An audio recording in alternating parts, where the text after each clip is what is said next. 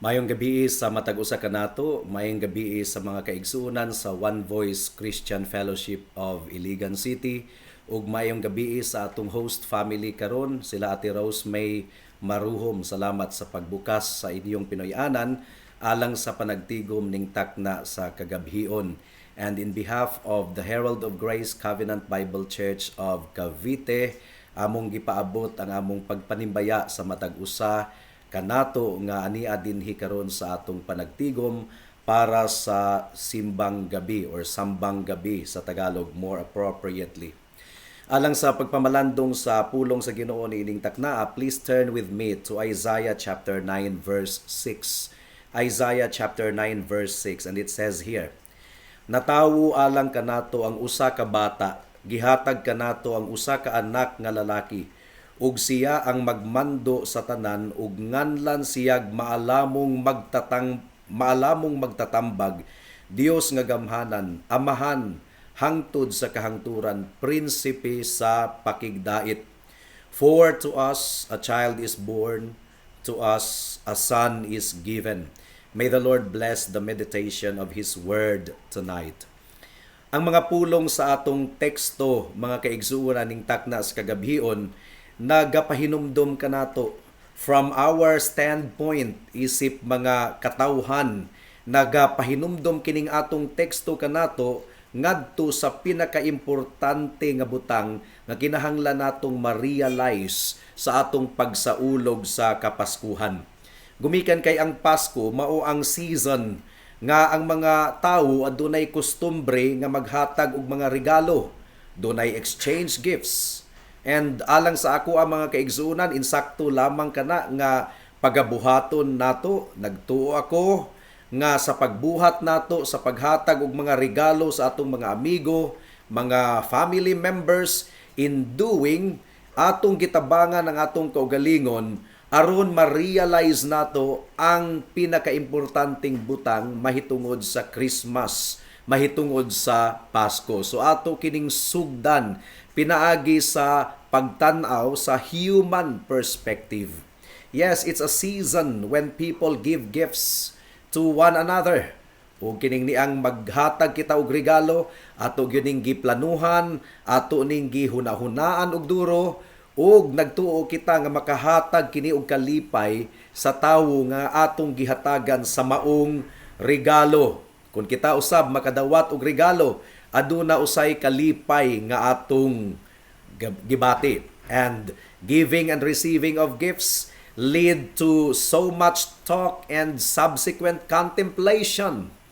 And it is something nga nagdangat usab sa nagkalain-laing reaksyon sa mga nakadawat sa maong regalo. And of course, we are still young enough to remember the days of our childhood. And gift giving, mo kini ang butang nga atong ma-associate sa atong pagsaulog sa Pasko. Ug nindot kini nga starting point aron atong mapamalandungan ang usa ka importanteng butang mahitungod niini nga occasion. Giving of gifts is a good way of bringing alive this mighty thing nga nahitabo sa unang Pasko sa tibuok kalibutan, ang pagkatawo sa anak sa Dios. And the Bible is very fond of representing it as a gift given by God to this world. Usa kini kadakong regalo nga gihatag sa Ginoo dinhi sa kalibutan. And that is why we read the words of Isaiah chapter 9 verse 6 sa atong teksto. "Natawo alang kanato ang usa ka bata, gihatag kanato ang usa ka anak nga lalaki. For to us a child is born, to us a son is given."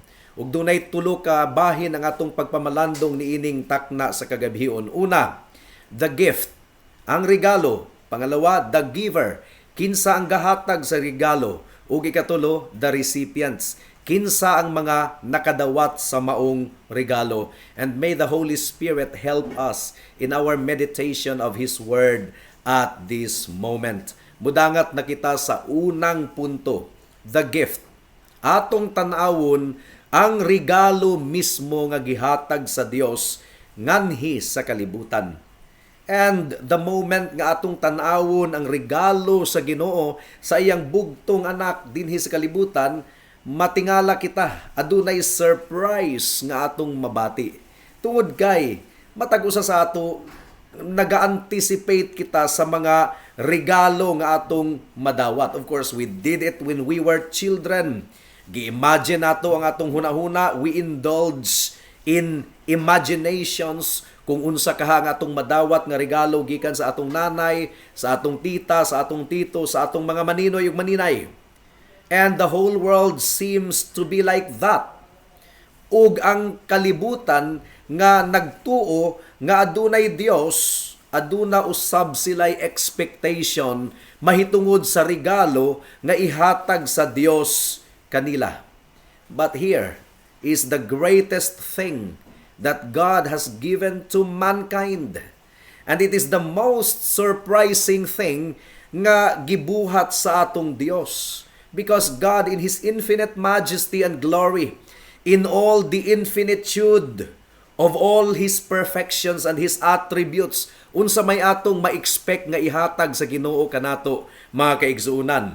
Well, adunay clue niadtong mianhi si Kristo dinhi sa kalibutan ug niadtong nadunggan sa mga Hudiyo nga giklaim sa atong Ginoong Hesukristo nga siya anak sa Dios. Nakuratan sila mahitungod sa mga butang nga gibuhat ni Kristo ug nakuratan pud sila sa mga butang nga wala gihimo sa atong Ginoong Hesukristo. Because kung Ginoo ang ang atong pagahisgutan, kung Dios ang atong pagahisgutan, mga kaigsuunan, we tend to estimate the greatness of God in terms of power, in terms of bigness. Di ba kung dato ang tao, unya hatagan ta og piso lang or 5 pesos, muratag matingala sa kadato niya. Piso ra ang iyang gihatag kanako or 20 ra ang iyang gihatag ingon nga pinaskuhan, because we expect great and wealthy people to also give good gifts, gifts of good value according to our human measurement. Pero niadtong gihatag sa Ginoo ang iyang pinakadako nga regalo sa kalibutan. The very first sight and the very first impression nga atong makita sa pinakadako nga regalo nga gihatag sa Ginoo is that dili siya dako. Gamay ra kadto nga regalo. Just a little baby. Just a little babe. Helpless little babe. Ug mianhi siya dili sa Jerusalem. Wala siya gipakatawo didto sa Jerusalem, sa capital city sa Israel. Didto siya gipakatawo sa Bethlehem, usa sa pinakagamay nga syudad sa teritoryo sa Judah at that time, and therefore they tended to look down upon Bethlehem. Ilang gikaminusan ang Bethlehem, ilang gidespise ang Bethlehem, mga kaigsuunan. Pero niadtong gihatag sa Ginoo ang pinakadako nga regalo sa mga katawhan, didto siya natawo sa Bethlehem ug wala sa capital city sa Jerusalem. Ang nanay usab ni Jesus nga si Maria, dili man dato, dili sikat sa kalibutan, wa pagani bana, wala pa naminyo, ug ang kahimtang sa pagkatawo sa atong Ginoong Hesukristo very humbling. Gumikan kay natawo siya sa pasungan sa mga hayop, wala siya'y nindot nga kama nga kahigdaan, mga kaigsuunan. So, unusual ang circumstansya, ang mga panghitabo niadtong gihatag sa Ginoo ang pinakadako nga regalo sa mga katawhan.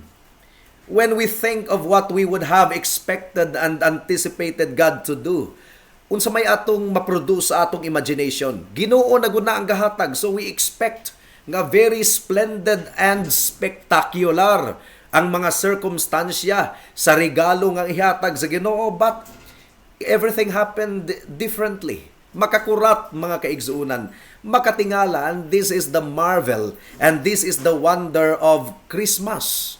Pero mao kini ang regalo nga gihatag sa Ginoo kanato. Initially gipadayag siya as a helpless babe laid in a manger didto sa Bethlehem, mga kaigsuunan. Now, this is God's way of giving a gift. Ug makatingala gayod kaayo kini alang sa atua. But the challenge is ayaw ug tan-aw sa gift in a superficial manner nga mura og kining ni ang pinakalit lang ang atong impression, glance lang ang atong pagtan-aw sa regalo nga gihatag sa Ginoo. Dunay mga regalo ni ining kalibutan nga murag walay bili alang sa atong pagtan-aw, sa kalit nga pagtan-aw, pero kung atong tutukan, uy, nindot man day kay sa nga tanan. Sama sa usa ka ukay-ukay nga gipalit ni Mrs. a few years ago nga dili gyud nindot, mao nga ang tindira sa maong ukay-ukay ang gihatag lang nga presyo 10 pesos, 10 pesos nga ukay-ukay. Ug wala gani mipudyot ni adto nga ukay-ukay kay dili gyud attractive. But thanks be to God, my wife has the cunning ability to scrutinize the value of a certain ukay-ukay item. Ug iyang nakita nga nindot ang maong long sleeves, laba lang gikinahanglan, unya kuso lang ang gikinahanglan, manindot, elegante day kay sa nga tanan. So she bought it for 10 pesos. The common eyes were not able to see its real value, but the eyes of my wife saw the real value. And when people looked at the long sleeves that I wore a few years back, matingala sila ug asa kuno nako gipalit kay nindot kaayo sa nga tanan tan-awon, pero 10 pesos lang ang kantidad ni adto, mga kaigsuunan. Ingon adto ang nature sa regalo nga gihatag sa Ginoo sa kalibutan, pinakadako nga regalo. If we will examine the baby laying in a manger in Bethlehem, superficially mura og helpless baby, murag small gift. But that baby was the Son of God, anak sa Dios. Mao nga si Apostle Paul miingon nga, thanks be to God for this unspeakable gift. Regalo nga dili kuno ma-describe, mga kaigsuunan. Unspeakable. God has given us His only begotten and dearly beloved Son. Ang iyang anak nga iyang kauban sa eternidad. From before the foundation of the world, He gave to mankind. He gave to the world. Mao kini ang tema sa tibuok Biblia, sa tibuok kasulatan, mga kaigsuunan. Hebrews chapter 1 verse 1 ang giingon dinhi, in the past God spoke to our ancestors through the prophets at many times and in various ways. Daghan ang gipadala ang Ginoo kanato nga mga regalo, mga kaigsuunan. Mga great philosophers, mga scientists, mga great doctors and engineers and great thinkers. Kining tanan mga regalo sa Ginoo alang sa kalibutan. Every great man nga nahimugso niining kalibutana, sama ni Albert Einstein, sama ni Isaac Newton, regalo silang tanan sa Ginoo.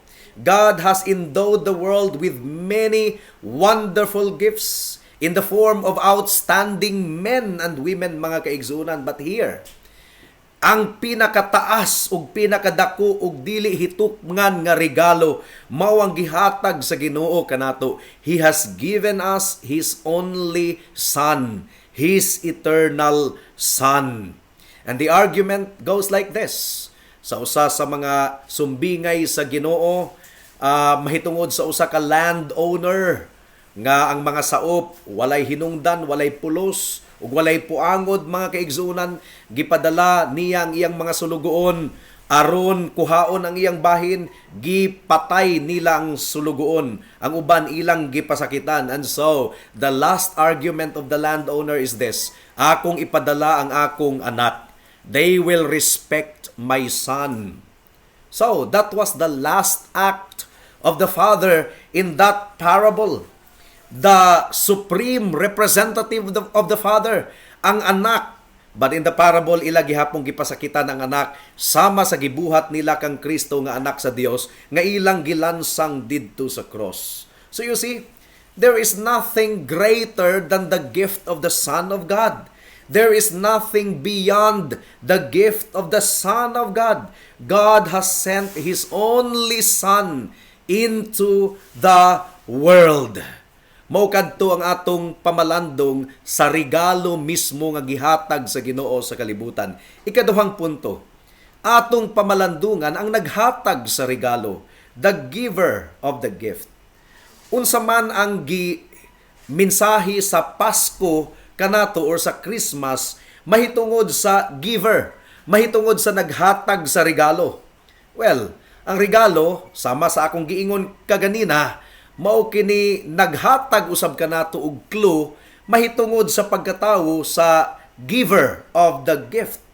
In fact, ma-estimate nato ang kadato or kapobre, kamanggihinatagon or pagkainot sa tawo based sa regalo nga iyang ihatag. And we can also apply that principle in this particular matter niadtong gihatag sa Ginoo ang iyang bugtong anak nga si Hesukristo. Kinahanglan dili nato kalimtan mga kaigsuunan nga ang Dios Amahan mao ang giver, mao ang gahatag sa regalo sa iyang bugtong anak nga si Hesukristo. Of course, natural lamang nga atong hunahunaon si Jesus as a small baby nga natulog didto sa pasungan sa Bethlehem. Our blessed Lord lying as a helpless baby in the manger. Pero mga kaigalaan, mga kaigsuunan, kinahanglan dili nato kalimtan. Ang Dios Amahan, mao ang giver, mao ang naghatag. So kinahanglan nga dili nato pamalandungan ang Pasko, dili nato pamalandungan ang regalo nga si Hesukristo, nga atong kalimtan ang Amahan, ang naghatag sa maong regalo. In the natural level, insulto sa naghatag og regalo nga ang usa ka tawo didto nag-focus sa regalo apan gikalimtan niya ang naghatag sa regalo. It is an insult in the natural level nga ang gihatagan sa regalo, ang nakadawat sa regalo, didto siya nag-focus sa regalo kaysa sa naghatag sa regalo. That's wrong, mga kaigsuunan. It was the Father who sent Jesus Christ, His Son, into the world. It was the Father's purpose. It is God who so loved the world that He gave His only begotten Son, na higugma siya sa kalibutan ug iyang gihatag ang iyang bugtong anak. When the fullness of the times has come, God sent forth His Son, born of a woman, born under the law, aron tubuson ang mga katawhan nga nahailalom sa kondemnasyon sa balaod. And this is really something na kinahanglan atong pamalandungan, mga kaigsuunan. Atong pamalandungan ang mahitungod sa Dios Amahan nga naghatag kanato sa pinakadako niyang regalo sa mga katawhan, ang iyang bugtong nga anak nga si Hesukristo. Now, kung atong pamalandungan ang Amahan, unsa may atong ma-realize ang kadako sa iyang gugma. Atong ma-realize ang kadako sa iyang grasya. Mao kana ang tema sa tibuok balaang kasulatan. Nganong gihatag man sa Dios Amahan ang iyang anak diri sa kalibutan. Nganong gihatag man niya kanato ang pinakadako nga Christmas gift. Well, nasayod kita sa tubag, isip Kristohanon. Ang pipila ka nato dinhi, we've been Christians for a long time already. Nasayod kita sa tubag, nganong gihatag sa Ginoo ang iyang bugtong anak dinhi sa kalibutan. Dili kini isip usa ka premyo or usa ka suhol or usa ka bayad, mga kaigsuunan. Kita muhatag ta og regalo sa mga katawhan in order to recognize their goodness to us, in order to recognize their value to us. Mao kini tendency sa mga katawhan. Kung dunay tawo nga buutan kayo kanato, friendly kayo kanato, hatagan nato sila og regalo. So we give the gift to them as a reward. Pero ang Ginoo, mga kaigsuunan, wala niya gihatag kining dako kayo nga regalo kanato sa iyang bugtong anak nga si Hesukristo. Isip usa ka suhol, isip usa ka reward, isip usa ka recognition nga kita mga maayong tawo. Wala kitay nahatag sa Ginoo ingon nga maayong butang nga bayran ug baslan kita sa Ginoo. Ang paghatag sa Ginoo kang Hesukristo nganhi kanato dili isip usa ka balos. Ang mga tawo kung atong hunahunaon nga buutan kining tawhana, kung muhatag ko ni, kung muhatag ko niini, kung pakitaan nako siya og kaayo, well, one of these days muhatag usab kini kanako og regalo. That is the tendency of man. Ug gani nga dili pwedeng mudawat og regalo ang wala mo appeal sa exchange gift. But when you come to the gift of God in sending His Son Jesus Christ to the world, that human tendency doesn't apply to Jesus Christ at all. Unsa man ang atong gihatag sa Ginoo. The gift of God is not the return for anything that we've ever given to Him. That's the glory and marvel of Christmas, mga kaigsuunan.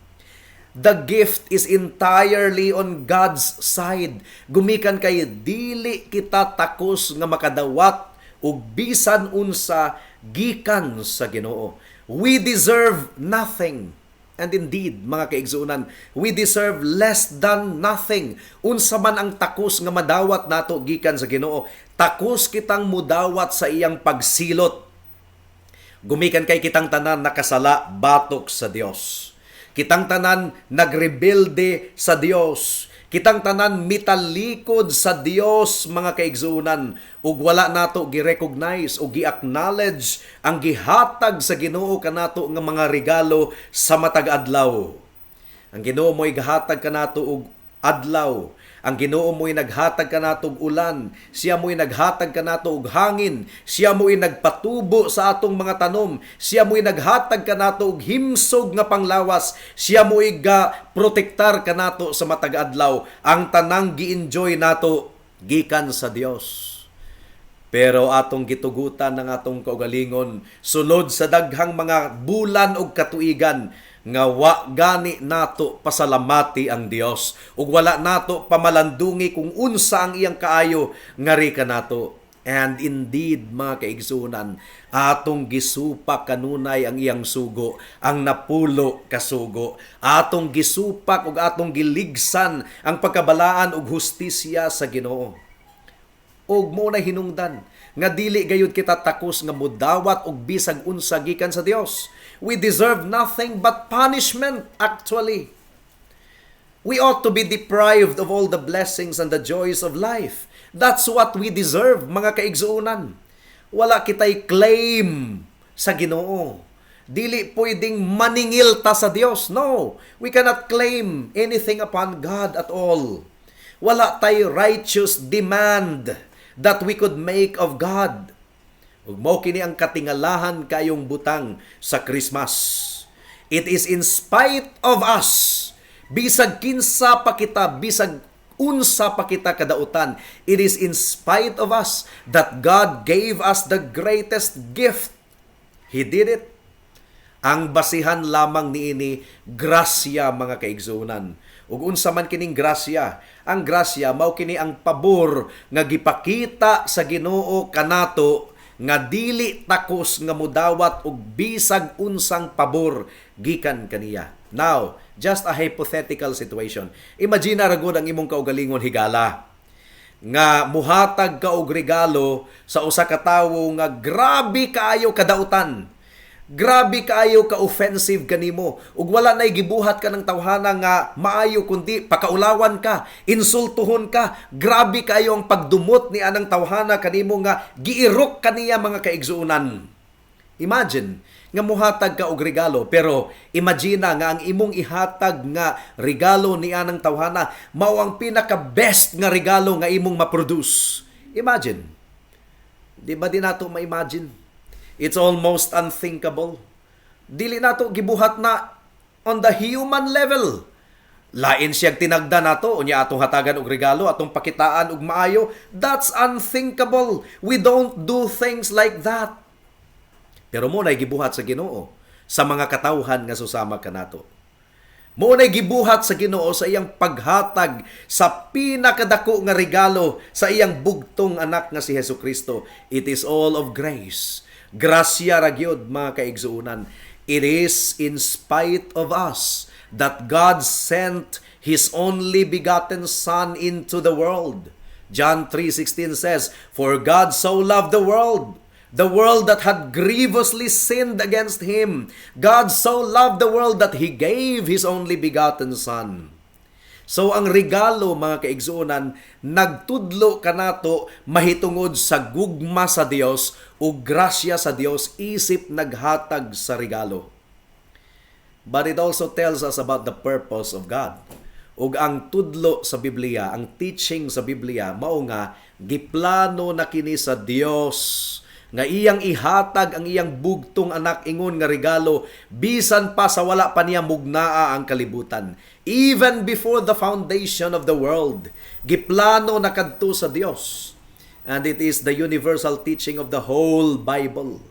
So, kung atong pamalandungan ang Pasko, mga kaigsuunan, we realize that God has just carried out His purpose even before the foundation of the world. Nganong gipakatawo si Kristo didto sa Bethlehem on that particular day. Why did this happen? Doon na lamay usa ka tubag, mga kaigsuunan. It had been planned by God. Gitinguha na kini sa Dios. And that's why we must always hold on to that great statement of the Apostle Paul in the book of Galatians that tells us, when the fullness of time has come, Jesus Christ was born into the world, and the timing is most amazing. We read the Old Testament. Makita nato nga dunay katuyuan ang Dios, and He is moving in a certain direction to accomplish His purpose. Ug mga kaigsunan, aduna pay tumong og katuyuan ang Ginoo niining kalibutana. Ug ang Christmas season nagapahinumdom kanato mahitungod ni ana. Unsa pa?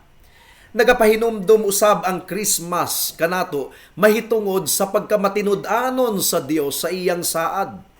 Imong buklaton ang daang tugon ug imong makaplagan nga aduna gayoy gisaad ang Ginoo nga iyang ipadala ang Mesiyas, iyang ipadala ang manluluwas.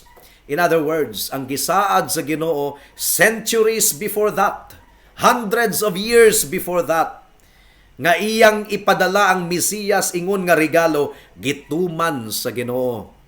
And there's nothing more wonderful to us about Christmas than just this aspect of the matter. Gituman sa Ginoo ang iyang saad. Napadayag ang iyang pagkamatinud-anon, mga kaigsunan. The truthfulness of God is established. O kung atong pamalandungan ang regalo sa Ginoo mahitungod sa iyang anak nga si Jesucristo, it tells us about this tremendous thing about God.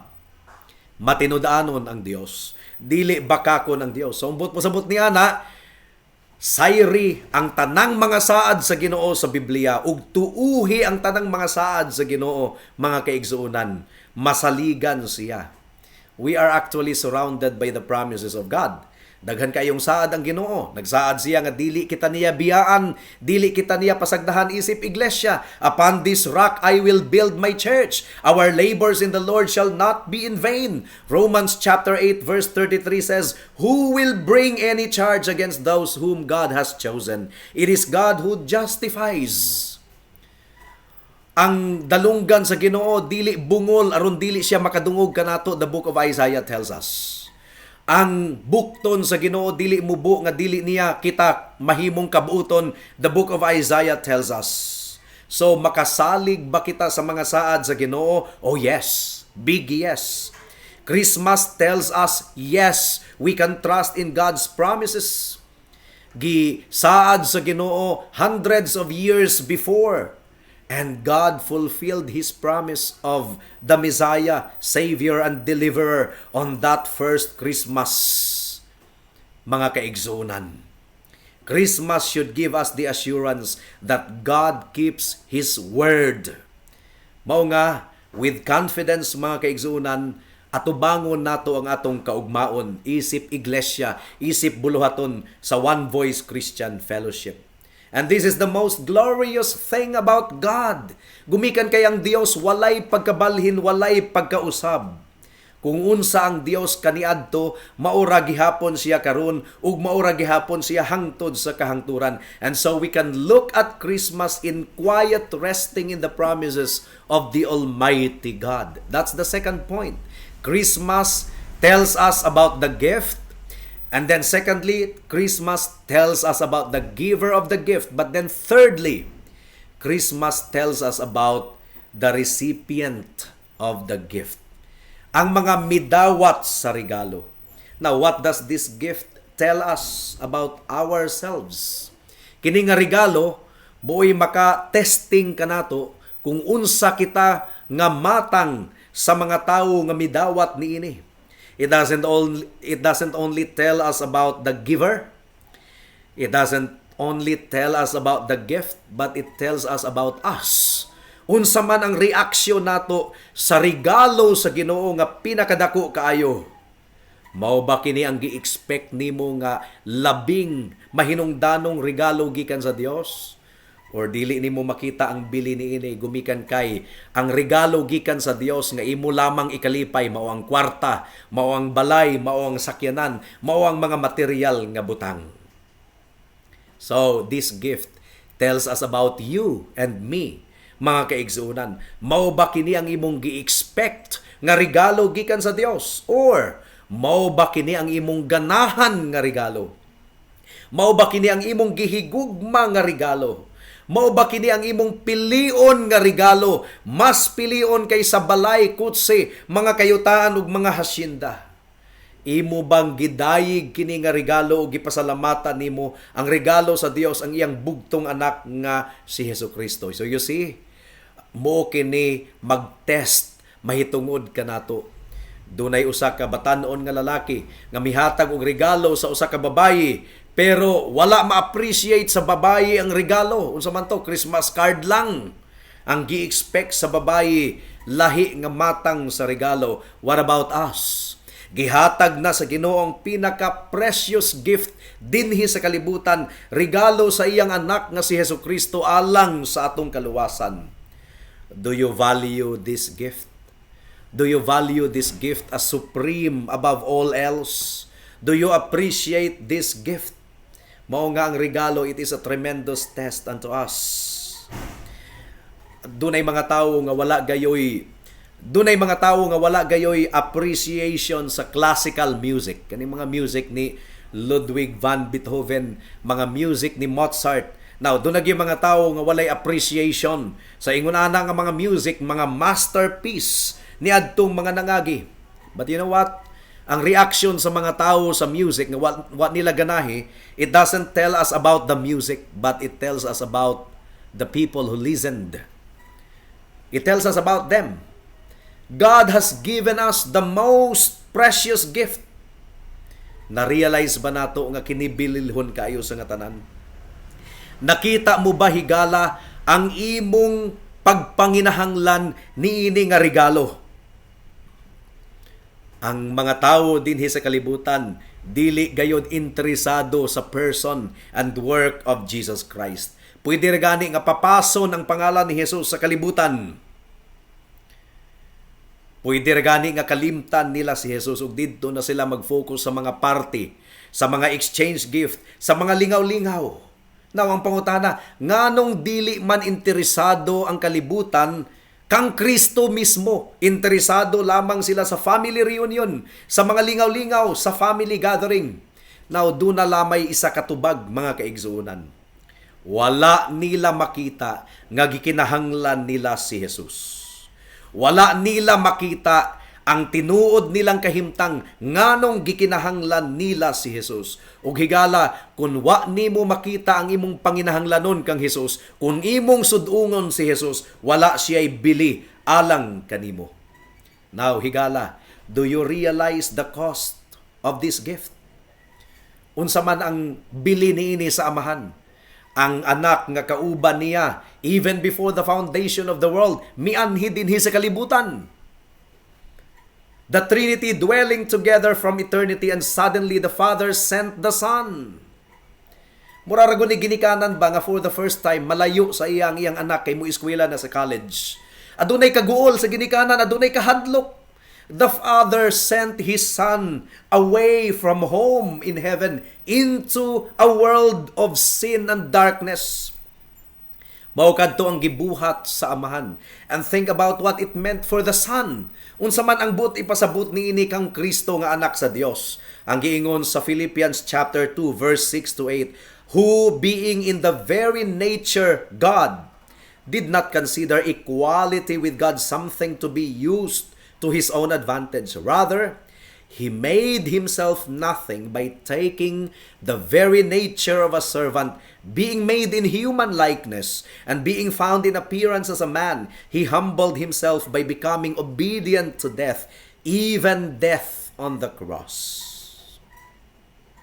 And Jesus Christ was born as a helpless babe in that stable. Ang tawag ni anak mga kaigsuunan, self-humiliation, self-humbling. Gipaubos ni Kristo ang iyang kaugalingon. And the cost of it, sa utlanan mga kaigsuunan, gilansang siya didto sa cross sa Kalbaryo. Iyang giula ang iyang hamili nga dugo. Naulawan kayo siya, nagantos kayo siya. Do you realize what it cost the triune eternal God aron ikaw ug ako higala matubos gikan sa atong kasalanan? Na-realize ba nimo nga duna kitay dakong problema sa atong sala, daotang record sa libro nato didto sa korte sa langit, ug daotang kasing-kasing nga dili kita madawat sa Ginoo kung dili mapapas ang atong sala ug kung dili mahinluan ang atong kasing-kasing. Do you realize nga ang gasulbad sa atong problema ang Dios, pinaagi sa iyang pagpadala sa iyang bugtong anak aron muluwas sa mga katawhan? Do you realize that God so loved the world that He gave His only begotten Son, that whosoever believes in Him shall not perish but have eternal life? Mao kini ang regalo nga nagluwas kanato. Mao kini ang regalo nga makaluwas sa mga makasasala. Mao kini ang bugtong nga regalo nga maghatag og katubusan sa tanang mga musalig kaniya. Libre nga kaluwasan, libre nga kapasayloan. Kaluwasan gikan sa tanang silot nga angay ug takus unta alang kanato. Kaluwasan gikan sa tunglo ug kapungot sa Dios. The Bible says, be perfect for your heavenly Father is perfect. Dili kita maka-obey sa sugo sa Ginoo perfectly. Mga makasasala kita, dautan kita. Si Jesus ang misunod sa tibuok balaod sa Dios in behalf of sinful people like us.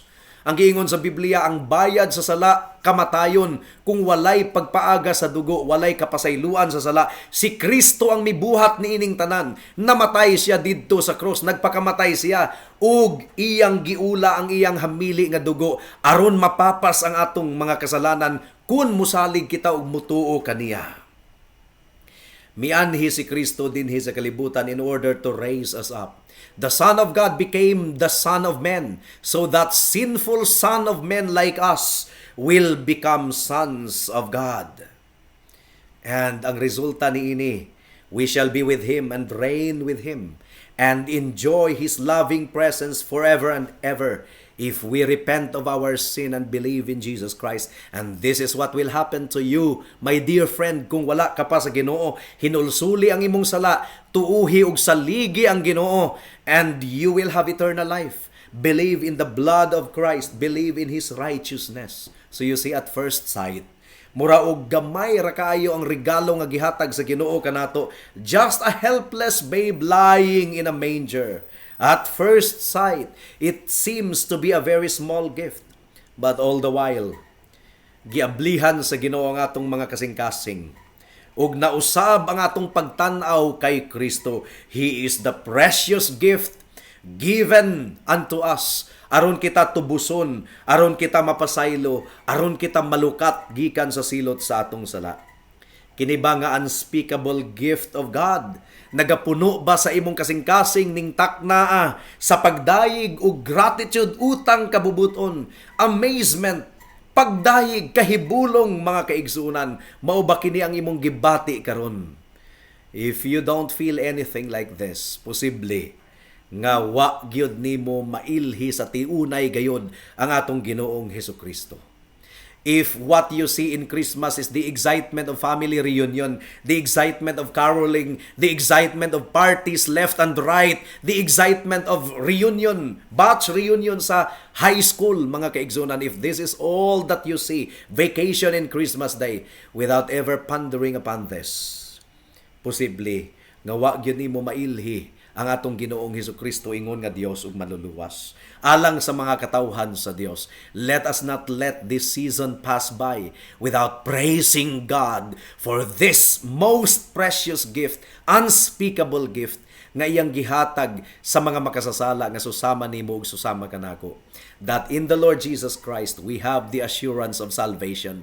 We have the assurance of eternal life. Higala, hinulsuli ang imong sala ug saligi si Kristo ug ikaw maluwas. Now do this now, basin ug ugma ulahi na ang tanan. Magampo kita. Salamat o Dios sa mensahe nimo niining takna. Among gipangayo ang bunga niini. Among gipangayo nga imong giablihan ang kasing-kasing huna-huna sa mga katawhan aron makita namo ang tinuod nga bili ni Hesukristo ingon nga imong regalo nga pinakadako nga gihatag nimo sa mga katawhan, and that is to deliver us and to save us from our sin. Salamat o Dios. In Jesus' name we pray. Amen. Daghang salamat sa pagpamati, sa pagpamalandong sa pulong sa Ginoo niining taknaa. God bless us all.